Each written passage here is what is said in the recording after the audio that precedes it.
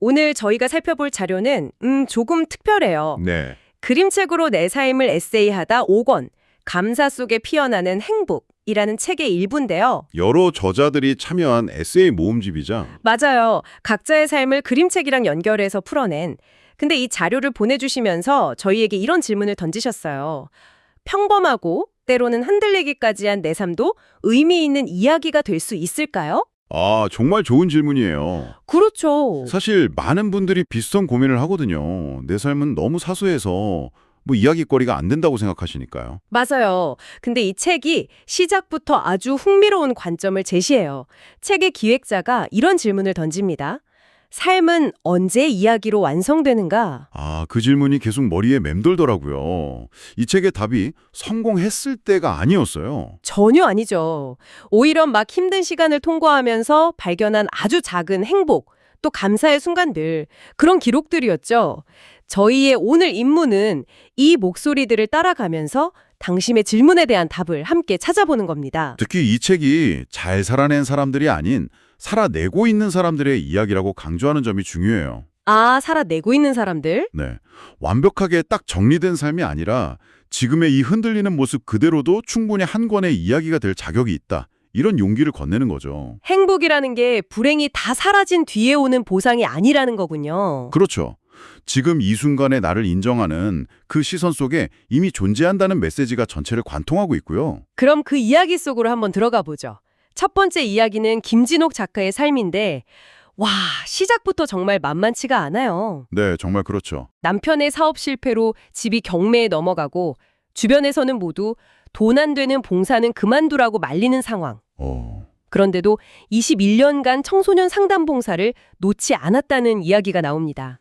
보통 사람이라면 자기 앞가림하기도 벅차서 다 포기했을 법한 상황이잖아요. 당연하죠. 저라도 그랬을 것 같아요. 그런데 작가는 정반대의 고백을 해요.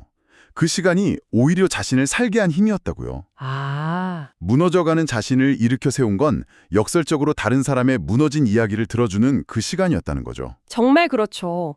아이들의 이야기를 들어주면서 오히려 위로를 받았다는 거예요. 선생님 고맙습니다. 이 말 한마디가 그 힘든 하루를 버티게 한 에너지였다는 대목을 읽는데 네, 행복이라는 게 꼭 대단한 걸 성취해야 얻는 게 아니구나 싶었어요. 내가 누군가에게 건넨 작은 마음에서부터 피어나는 거구나 하고요. 바로 그 지점이에요. 행복이 타인에게서 얻는 게 아니라 내가 내어준 마음에서. 내가 내어준 마음에서 시작된다는 책의 핵심 주제가 이 일화에 다 녹아있죠. 이건 뭐랄까, 이기적인 마음으로는 절대 느낄 수 없는 종류의 충만함이랄까요? 저는 그 공로상 받는 장면에서 정말 소름을 돋았어요. 아, 21년 만에. 네, 21년이잖아요. 주변에서 다들 그만두라고 했던 그 일을 21년이나 붙잡고 있었던 건데 그 시간이 틀리지 않았다고 세상이 인정해주는 순간인 거잖아요. 맞아요. 당신께서 보내주신 질문, 내 삶도 의미 있는 이야기가 될 수 있을까?에 대한 하나의 답처럼 느껴졌습니다. 맞아요. 작가는 그 순간의 행복감을 심리학자 매슬로우가 말한 욕구 5단계에 빗대어 설명하는데 이게 아주 흥미로워요. 아, 그 부분이요. 사실 그냥 지나칠 뻔했는데 조금 더 설명해 주실 수 있을까요? 사회적 욕구, 존경 욕구, 자아 실현 욕구가 채워졌다고 하는데 이게 정확히 어떤 느낌인 거죠? 네, 매슬로우는 인간의 욕구에 단계가 있다고 봤어요. 가장 기본적인 게 먹고 사는 생존 욕구고 그게 채워지면 안전하고 싶어 하죠. 네, 그렇죠. 김진옥 작가가 느낀 행복은 그 단계를 훌쩍 뛰어넘는 거예요. 상담봉사라는 공동체에 소속되고 이게 사회적 욕구고요. 오랜 시간의 헌신을 인정받고 존경받으면서 존경 욕구가 채워지고 마침내 그래, 이게 바로 나다운 삶이지 라고 느끼는 가장 높은 차원의 행복, 자아 실현 욕구를 경험했다는 거죠. 와, 돈이 아닌 시간과 마음으로 얻어낸 최고의 보상이었던 셈이에요. 와, 그렇게 해드리니 그 상의 무게가 정말 다르게 느껴지네요. 단순히 고생했다는 위로가 아니라 한 사람의 삶의 의미를 통째로 증명해준 순간이었군요. 네, 맞습니다. 그런데 작가의 이야기는 여기서 그치지 않더라고요.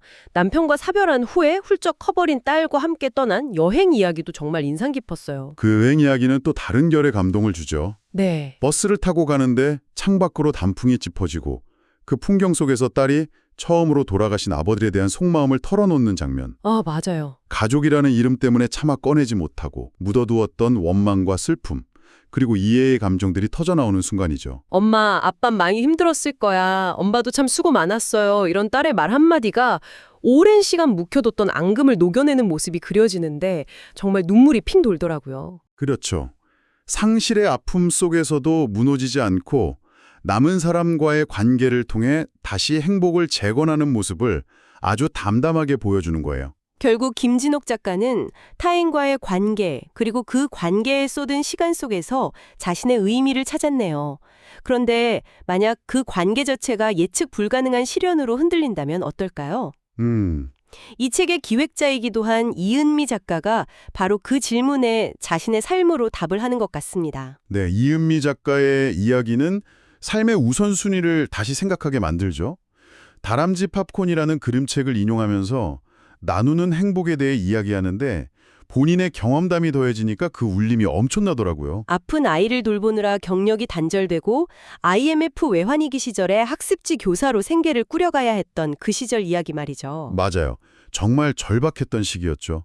그런데 그때를 돌아보면서 작가가 기억하는 건 절망이 아니라 주변 사람들이 건네준 작은 온기들이에요. 아, 말없이 도움을 건넸던 학부모, 자신의 이름을 따뜻하게 불러주던 직장 동료, 남편과 사별한 후에 집으로 초대해서 집밥을 차려주던 지인, 이런 순간들이 모여서 그 힘든 시절을 버티게 해줬다는 거죠. 그림책 속 다람쥐가 팝콘을 친구들과 나누면서 더 큰 기쁨을 얻는 것처럼 작가 역시 가장 어려울 때 나눔과 관계의 소중함을 온몸으로 깨달았던 거네요. 그렇죠.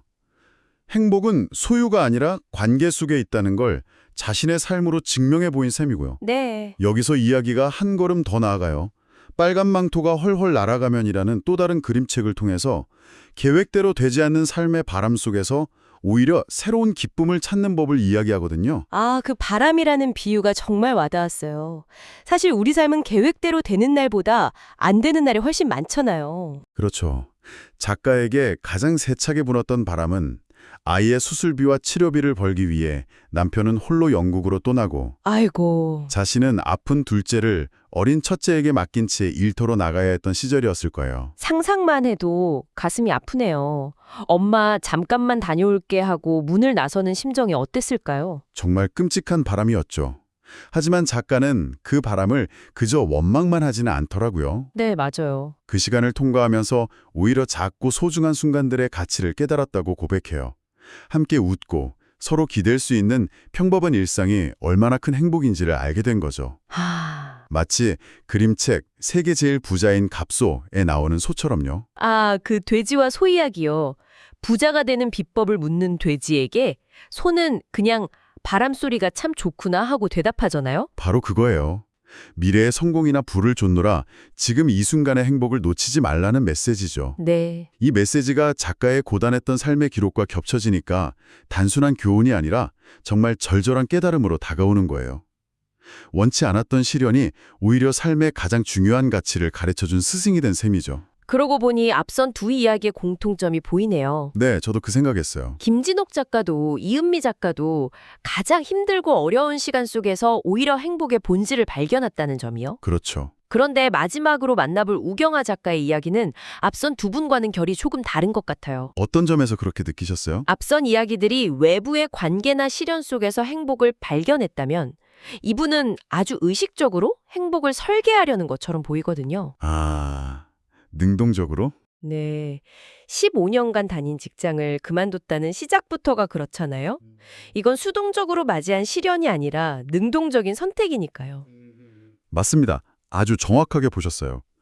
굉장히 주도적인 탐구 과정이죠. 네. 재미있는 건 그 출발점이 선배들의 불행한 모습이었다는 점입니다. 아, 정말요? 매일 열심히 일하는 선배들의 얼굴에서 행복을 찾아볼 수 없었던 거예요. 나의 미래가 저렇다면 지금 이 길은 틀렸다는 걸 깨달은 거죠. 거기서부터 진짜 내가 원하는 삶은 뭘까라는 어쩌면 우리 모두가 평생 던지는 가장 근본적인 질문을 시작한 거고요. 네. 그리고 그 질문의 답을 찾기 위한 도구로 나는 누구인가요? 라는 그림책을 만나게 됩니다. 아, 책 속에 끝없이 이어지는 질문들처럼 작가 역시 스스로에게 질문을 던지며 나를 찾아가는 여정을 시작하죠. 그 질문에 답하기 위해 매일 글쓰기를 선택했다는 점이 정말 인상 깊었어요. 맞아요. 보통은 퇴사하면 여행을 가거나 새로운 걸 배우는데 이분은 자기 안으로 깊이 파고들었네요. 야로 구지점입니다. 매일 글을 쓰는 일은 나를 아는 일이고 운을 쌓는 일이다. 이 문장을 만난 것이 전환점이 되었다고 해요. 오늘 쌓는 일? 네. 매일 블로그에 글을 쓰면서 나는 뭘 좋아하지? 나는 언제 기쁘지? 나는 어떤 인생을 살고 싶은 걸까? 이런 질문들을 스스로에게 던지고 답하는 과정을 기록한 거예요. 아, 외부로만 향해 있던 시선을 자기 내면으로 돌리는 훈련을 한 거죠. 그렇게 쌓인 기록들이 지금의 나 연구소라는 브랜드의 시작이 되었다는 거잖아요. 자신을 탐구하는 과정 자체가 일이 되고 삶의 길이 될 수 있다는 걸 보여주는 강력한 사례 같아요. 그렇죠. 행복이 외부 조건이 아니라 자기 이해의 깊이에 달려 있다는 걸 보여주는 거죠. 네. 그런데 작가가 이런 삶의 태도를 갖게 된 데에는 아주 결정적인 계기가 있었다고 고백해요. 바로 죽음에 가까웠던 경험입니다. 아, 과도한 스트레스로 우울증을 겪으면서 이러다 정말 죽는 거 아닌가 하는 공포를 느꼈던 시간이 있었다고요? 네. 그 극한의 경험을 통해 역설적으로 죽음을 삶의 일부로 받아들이게 됐다고 해요. 내가 언젠가는 죽는다는 사실, 내 시간이 유한하다는 사실을 온몸으로 깨닫게 된 거죠. 그러다 보니까 더 이상 하고 싶은 일을 미루면 살 수가 없게 된 거예요. 그림책 사과나무 죽음 이야기가 그래서 나오는 거군요. 영원히 살게 된 여우 할아버지가 행복할 줄 알았는데 오히려 끝없는 외로움과 쓸쓸함에 빠지게 되는 이야기. 맞습니다. 죽음이 있기에 지금 이 순간의 삶이 빛나고 소중하다는 역설적인 깨달음을 얻은 거네요. 맞아요. 결국 세 이야기의 공통점이 흥미롭습니다. 모두들 외부의 성공이나 물질적인 보상을 통해 행복을 찾으려고 한 게 아니에요. 네, 전혀요. 오히려 가장 힘들고 남들이 보기엔 보잘것없어 보였던 시간, 돈 안 되는 봉사, 아픈 가족을 돌봐야 했던 경력 단절, 끝없는 자기 질문, 그 안으로 깊이 파고 들어가니 거기에 답이 있었다는 거죠.